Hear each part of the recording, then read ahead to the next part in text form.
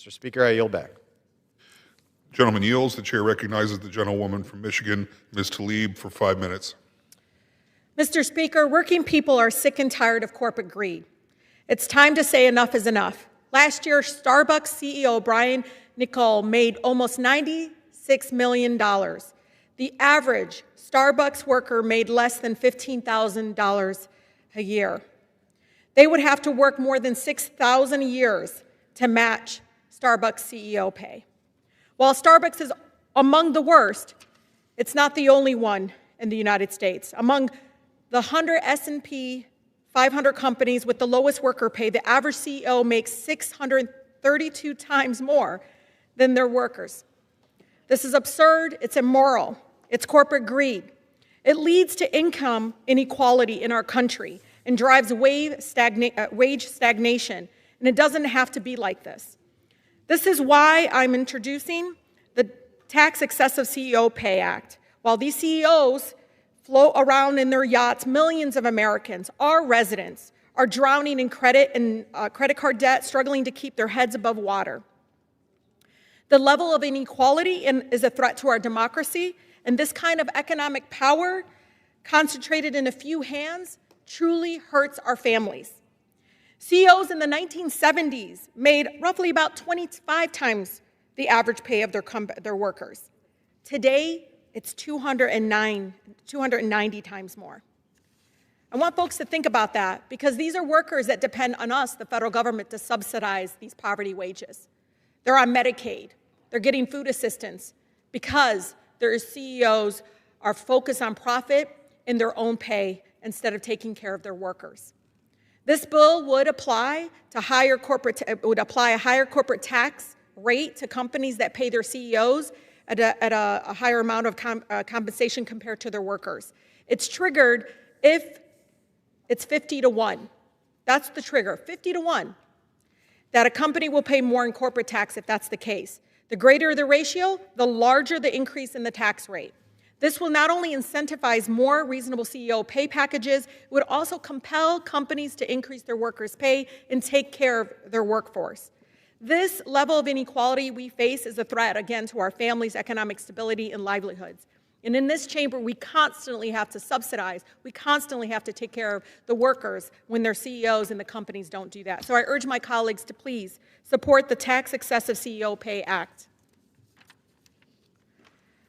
Mr. Speaker, Republicans already voted to give $5 trillion tax breaks to the richest Americans, paid for by ripping food away from children's mouths and kicking 17 million people off of their health care. Trump's big betrayal bill, and that's what I call it because it's a betrayal to the American people, also included $150 billion for the Pentagon's war machine. And here we are this week, again, debating another obscene $892.6 billion military budget. It's not helping our veterans. That's not where they get literally health care, mental health support, and the things that they need. That's over $1 trillion to Trump's so-called Department of War, even after the Pentagon failed 7 audits in a row. As recently as 2023, the Pentagon could not even account for 62% of its assets. $1 trillion while the president is deploying troops in our neighborhoods and threatening to go to war against American cities. It seems that my colleagues can always find time and money for war. But when it comes to clean water, when it comes to being able to address the needs of our people, there's never enough money.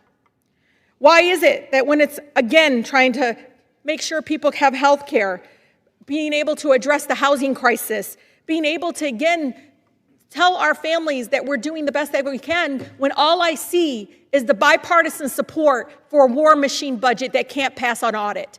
I want people to look at this and pay attention, because they will never, ever fully fund Medicaid, universal school meals for every hungry child, guarantee health care as a human right in our country. But I think maybe it's because many of my colleagues in this chamber are actively profiting financially when they vote to pass more funding for weapons and war because they own stock. They own stock in war manufacturing.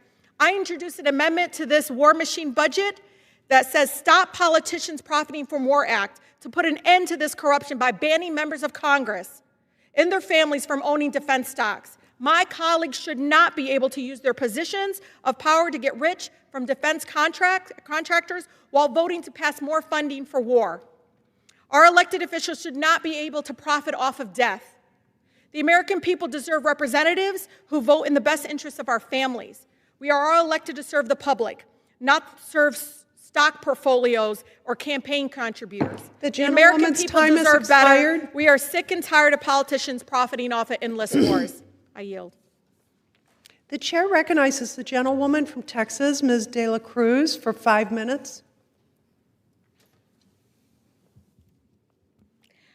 I rise today to honor the life and legacy of former Seguin Mayor, Mrs. Betty Ann Matthysse. Born and raised in Guadalupe County, Miss Matthysse graduated from Seguin High School in 1953 and went on to become a registered nurse. After marrying her beloved husband, Pokey, she returned to Seguin to begin her 42-year career helping shape and grow what is now Guadalupe Regional Medical Center. Throughout the years, Mrs. Matthysse rose through the ranks, holding to her guiding principle, always do what is best for the patient. Following her work in healthcare, she carried her passion for service to the Seguin Council and her work as mayor, always doing what is best for the community. Whether as a leader, a mother, or a friend, she encouraged everyone to pursue their passions and live life to the fullest. Her inspiring legacy and service will always be remembered.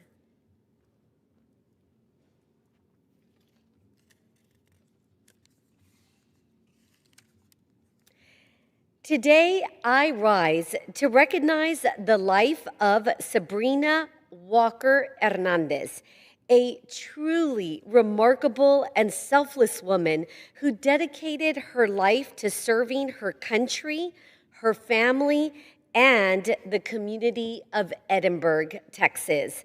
After serving 4 years in the U.S. Army, she earned a master's degree in public administration from UTRGV.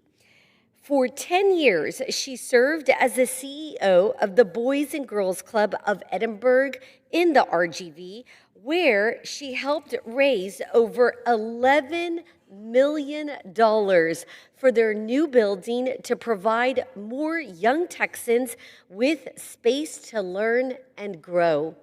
In addition to being a gifted speaker and a published author, she gave her time to numerous boards, including the Museum of South Texas History. Her compassion shone through during her own battle with cancer, and she used her journey to raise funds and awareness for the Leukemia and Lymphoma Society. In 2023, she was recognized as the Woman of the Year by the Edinburgh Chamber of Commerce for her community service. Her incredible life and legacy are remembered by her family, friends, and all of South Texas.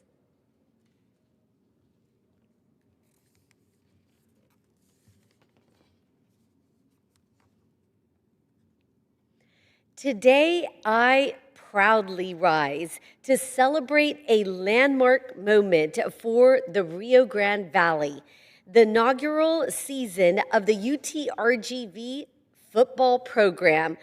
4 years in the making, the UTRGV Vaqueros have finally hit the field, along with their new drill team and marching band.